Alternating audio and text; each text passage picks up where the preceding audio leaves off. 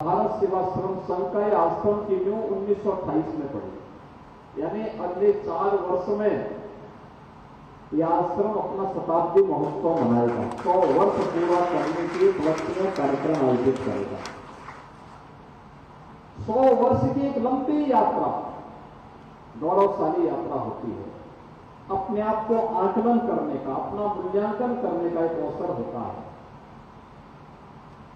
और मेरे लिए प्रसन्नता का क्षण इसलिए भी है कि पूज्य स्वामी प्रणवानंद जी महाराज ने अपनी जो आध्यात्मिक दीक्षा ली थी वह गोरखपुर में महान सिद्ध संत योगीराज बाबा गंभीर नाथ जी से ली थी।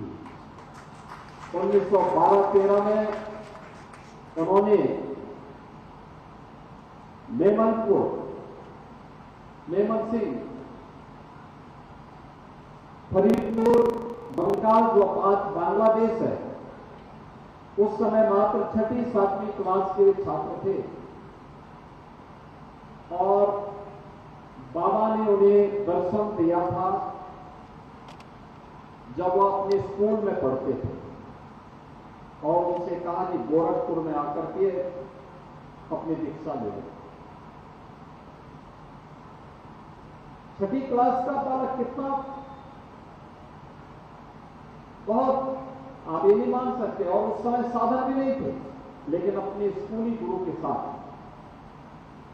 वह गोरखपुर आए और पहले ही भेंट में गोरखपुर में जिस स्थान की चर्चा अभी स्वामी जी यहां कर रहे थे, अखंड समाधि 3 घंटे की स्वामी जी की लगी थी गोरखपुर में। और बाबा ने फिर उन्हें इस बारे में कहा था कि ये तो जन्मजात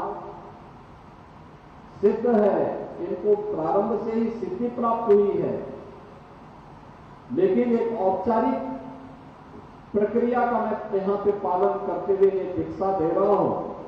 और इसका उदाहरण पार्टीशन के समय देखने को मिला जब पूज्य स्वामी प्रणवानंद जी महाराज का फरीदपुर का जो आश्रम है बांग्लादेश के अंदर, जब वहां पर विधर्मियों ने तोड़फोड़ और लूटपाट करने का जो साहस किया, आश्रम के अंदर उन्होंने तोड़फोड़ किया और जैसे ही आश्रम के बाहर निकलते थे उनको खून की उल्टियां शुरू हो जाती थी और उसके बाद फिर वे वहां बाल बाका नहीं कर पाए। इतनी विस्तृत योजना के साथ जो कार्यक्रम एक पूर्ण उद्देश्य से प्रारंभ किया गया है, कौन उद्देश्य से प्रारंभ किया गया है, आज न केवल देश में बल्कि दुनिया के अनेक देशों में फैल करके पूज्य स्वामी प्रणवानंद जी महाराज के उन मूल्यों और आदर्शों और मर्यादाओं का पालन करते हुए भारत सेवाश्रम संघ निरंतर आगे बढ़ाने का काम कर रहा है। शिक्षा नहीं, पूर्ण शिक्षा के हम पक्षकार हैं। मैं आश्चर्यचकित हूं इन बातों को लेकर।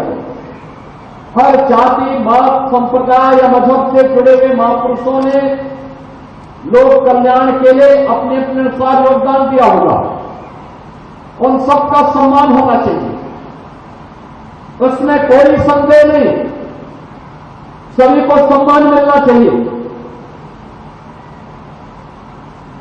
और अगर कोई व्यक्ति किसी मत, पंथ या संप्रदाय से जुड़े हुए किसी इष्ट के खिलाफ, किसी महापुरुष के खिलाफ, किसी योगी सन्यासी के खिलाफ अपशब्दों का प्रयोग करता, भद्र भाषा का प्रयोग करता है,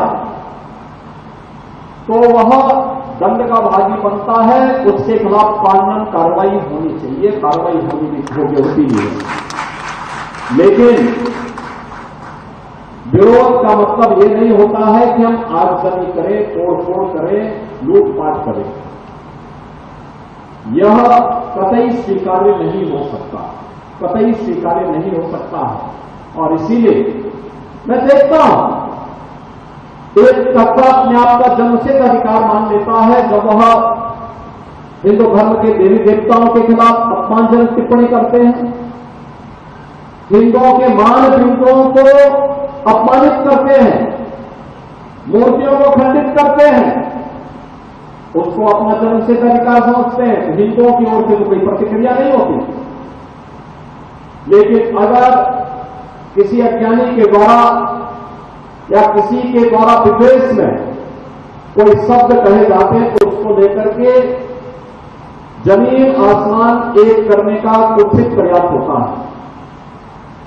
कानून को कोई हाथ में लेने का दुस्साहस न करे, और अगर कोई कानून को हाथ में लेने का दुस्साहस करेगा तो उसको कानून की गिरफ्त में आना ही होगा। कानून उससे सख्ती से निपटने का काम भी करेगा, जो कानून की अपने हाथ में लेकर के तोड़-फोड़ और अराजकता को बढ़ावा देगा। और जो भारत आज से 10 वर्ष पहले दुनिया की 10वीं 11वीं बड़ी अर्थव्यवस्था थी, आज वह 5वीं बड़ी अर्थव्यवस्था बन चुका है। अगले 3 वर्ष के अंदर भारत दुनिया की 3री बड़ी अर्थव्यवस्था बनेगा। आर्थिक दृष्टि से भारत को दुनिया की बड़ी ताकत बनाना,